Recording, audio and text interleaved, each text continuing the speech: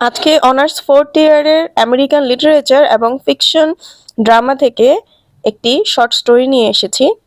Young Goodman brown লিখেছেন খুবই জনপ্রিয় নোবেলিস্ট ন্যাথানিয়েল হথর্ন। তো আজকে আমি জানাবো এই ফুল স্টোরিটার মধ্যে মেইন ক্যারেক্টারগুলো কারা, তারপরে হচ্ছে মেইন সামারি কি এবং থিমগুলা কি এবং মরাল কি। তো যারা যারা এই ভিডিওটা চাচ্ছিলে তাদের জন্য এটা অনেক ভালো একটা এক্সপ্লেনেশন হতে যাচ্ছে। তো অবশ্যই শেষ পর্যন্ত দেখবে। তাহলে চলো জেনে নেই যে ক্যারেক্টারগুলো কি কি, এই শর্ট স্টোরিটার মধ্যে মেইন ক্যারেক্টারগুলো কি কি। প্রথমেই রয়েছে ইয়ং গুডম্যান ব্রাউন, যিনি হচ্ছেন আমাদের মেইন ক্যারেক্টার অথবা প্রোটাগনিস্ট। ওকে, তারপরে হচ্ছে ফেইথ। ফেইথ হচ্ছে ইয়ং গুডম্যান ব্রাউনের মানে সদ্য বিয়ে করা বউ। মানে ফেইথ নামটা হচ্ছে সিম্বলাইজ করে যে রিলিজিয়াস ফেইথ, তারপর হচ্ছে ইনোসেন্স, পিউরিটি, এইসব জিনিসটি আর কি এই নামটার মূল মিনিং আর কি।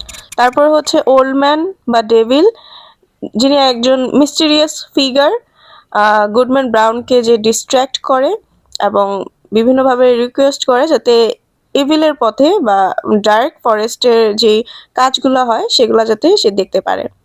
তারপর হচ্ছে গুডি ক্লোজ। গুডি ক্লোজ হচ্ছে একজন রেসপেক্টেড মেম্বার বলতে পারো একটা কমিউনিটির বা চার্চের, যিনি বাইবেল শিক্ষা দিতেন। আচ্ছা, তারপর হচ্ছে গকিন।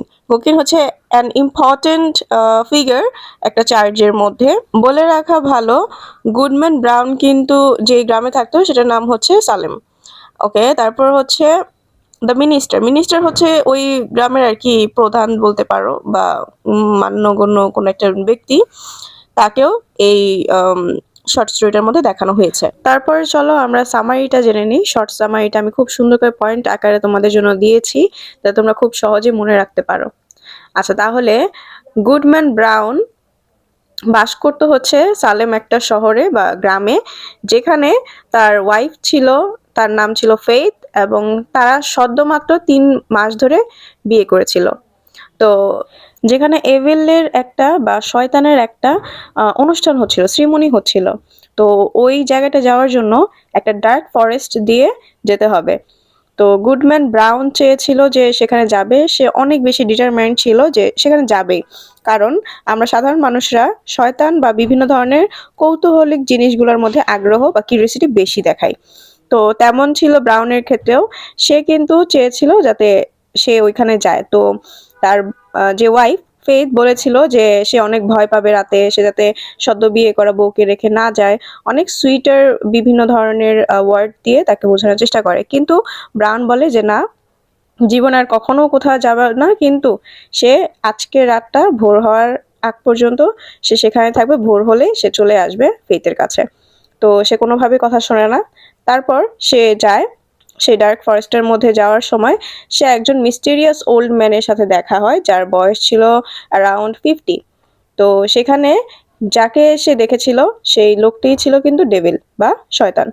তো সে একটা ছদ্মবেশ ধরে চলে এসেছিল ব্রাউনের সামনে। তো তারপর আমরা দেখতে পারি যে ফরেস্টের মধ্যে দিয়ে সে কিছু রেসপেক্টেড পিপলদের দেখতে পায়, যেগুলো ছিল সালেম শহরেরই বা সালেম গ্রামেরই কিছু বাসিন্দা, যেগুলো ছিল খুব ভালো ভালো লোকজন। যেমন সেখানে ছিল তোমাদের মিনিস্টার ছিল, গোকিন ছিল, তারপর হচ্ছে গুডি ছিল, তারপরে আরো কিছু মানুষ দেখতে পায় সেখানে, যেগুলা ছিল কি খুবই রেসপেক্টফুল এবং খ্রিস্টান ধর্মের খুবই পিউরিটি ধারা তৈরি বা ইনোসেন্ট যেটাকে বলে, ধর্মের প্রতি যাদের জ্ঞান ছিল, তারা ছিল কিন্তু এই শয়তানের শ্রীমণিতে। ওল্ড ম্যানের হাতে একটি আঁকাবাঁকা লাঠি ছিল, যেটা দিয়ে খুব দ্রুতই ইভিলের শ্রীমণিতে যাওয়া যেত।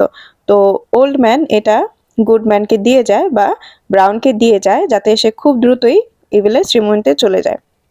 তো গুডম্যান চিন্তা করছিল যে আমার কি যাওয়া উচিত কিনা, এতগুলো ভালো মানুষদের দেখলাম যারা গ্রামে খুব ভালো ছিল, কিন্তু এখানে তারা শয়তানকে অনুসরণ করে। তো তার কি যাওয়া ঠিক হবে কিনা, এগুলোই যখনই সে চিন্তা করছিল, তখন সে আর ভাবনা না করে ওই লাঠিটা দিয়ে সুন্দর করে খুব দ্রুতই ওই শ্রীমণিতে পৌঁছে যায়। যখন ওই শ্রীমণিতে পৌঁছায়, তারপরে সে এমন কিছু দেখে যেটা তার চোখ কখনোই বিশ্বাস করতে পারছিল না। কারণ কথা ছিল যে 2 জন খ্রিস্টান ধর্মাবলম্বী থেকে শয়তানের রাস্তায় চলে যাবে বা শয়তানকে গ্রহণ করবে, শয়তানের ধর্মকে গ্রহণ করবে, সেই দুইজন আর কেউ ছিল না। একজন ছিল তার সদ্য বিবাহ করা ওয়াইফ ফেইথ, যে ছিল বিউটিফুল লেডি, যে রিপ্রেজেন্ট করছিল হলিনেস, ভার্চু অ্যান্ড ফেথকে, সেই ছিল এই শ্রীমণিতে। তাছাড়াও আরেকজন লোককে দেখানো হয়, সে ছিল স্বয়ং ইয়াংম্যান নিজে। বিষয়টা এমন হয়ে দাঁড়াচ্ছিল, যখন আমরা কোনো ভয়ানক স্বপ্ন দেখি নিজেকে নিয়ে, তারপর হচ্ছে ঘুম ভাঙলে দেখি যে না, আমি ঠিক আছি, আমি এমন না, ঠিক তেমনই ঘটছিল ইয়ংম্যানের সাথে। সে দেখতে পায় তার নিজের বউ ফেইথ এবং সে নিজেও শয়তানের ধর্মটাকে কি করছিল, গ্রহণ করছিল। তখন সে দূর থেকে দেখে জোরে জোরে চিৎকার করতে লাগে যে না ফেইথ, তুমি এটা করো না, এটা আমাদের ধর্মকে আঘাত করবে, এটা আমাদের ধর্মের বিরুদ্ধে, আমরা কখনোই শয়তানকে কি গ্রহণ করতে পারি না। কিন্তু সেগুলা কোনো কিছুই কাজে দিচ্ছিল না, কারণ সে যখন দেখছিল তাকে দিয়ে শয়তানের ধর্মটা গ্রহণ করানো হচ্ছে, ঠিক সবাই সেম এমনই দেখছিল, যে নিজের একটা ধাঁধানো, একটা গোলক ধাঁধার মধ্যে পড়ে গিয়েছিল। সে একটা মানে ইলিউশন পড়ে গিয়েছিল, কনফিউজড হয়ে গিয়েছিল যে কি হচ্ছে, এইসব তো কখনোই পসিবল না। তার যে ছিল ইনোসেন্ট, যে ছিল হলিনেসের প্রতীক ফেইথ, সেও কি এভাবে গ্রহণ করতে পারে? ইভেন সে নিজেও গ্রহণ করছিল শয়তানের ধর্মটাকে। তারপর যখন সালেমে সে ফেরত আসে, তখন সে সবাইকেই কেমন যেন একটা অন্য চোখে দেখে, কাউকে সে আর বিশ্বাস করতে পারে না। তার যেমন একদম হলিনেসে চলে যায়, তার মধ্যে আর সেই ইনোসেন্ট ভাবটা থাকে না।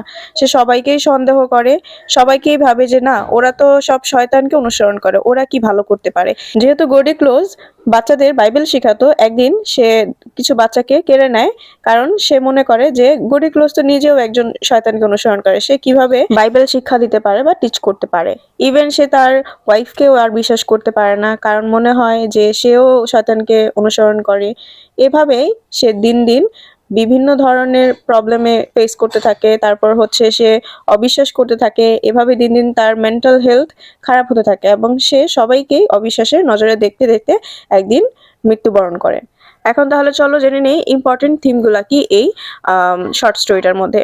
এই শর্ট স্টোরিটার মধ্যে দেখানো হয়েছে যে হিপোক্রিসি, তারপর হচ্ছে ফেথ অ্যান্ড ডাউট, তারপর হচ্ছে লস অফ ইনোসেন্স, এই সবগুলাই এটার মধ্যে ডিসকাস করা হয়েছে। কারণ এমন অনেক কিছু আছে যা আমাদের জানা দরকার নেই, কিন্তু আমরা জানি।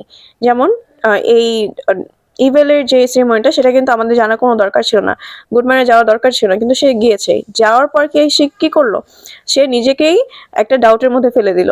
সে এখন আর খ্রিস্টান ধর্ম কে অনুসরণ করবে না শয়তানের পথকে অনুসরণ করবে, সেটা নিজেই বুঝতে পারছিল না।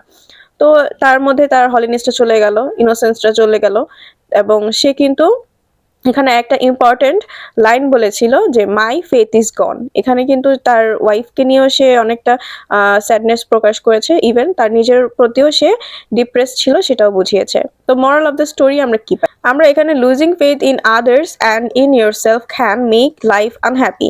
তাহলে আমরা এখানে বুঝতে পারি যে যদি আমরা নিজেদের বিশ্বাসটাকে হারিয়ে ফেলি, তাহলে আমরা কি করতে পারি, আমরা নিজেদের লাইফটাকে আনহেলদি করে ফেলি, নিজের লাইফটাকে আনহ্যাপি করে ফেলি।